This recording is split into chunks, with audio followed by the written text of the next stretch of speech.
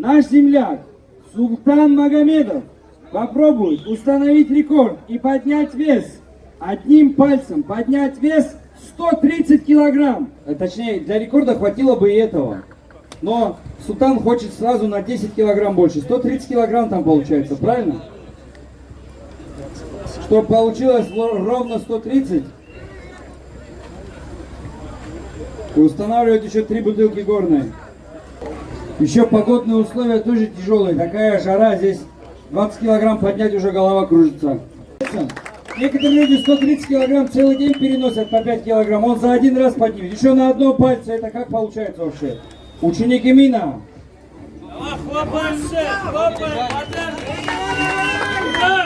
Не спеши, не спеши. Мы никуда не торопимся.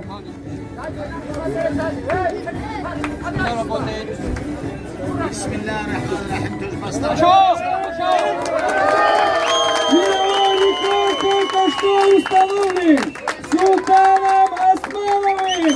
130 килограмм. Вот так Махачкала отмечает День физкультурника.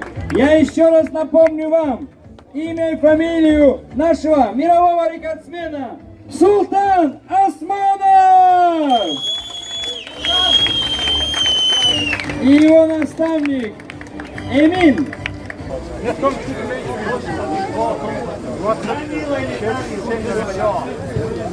Все за Султана Османова, правильно? Султан Османов это сила. Кто выиграет, то же самое первого, второго. День физкультурника России. И заодно я тоже выступил одним пальцем, около 130 килограмм поднял. Это англичанин, меня рекорд уже побили.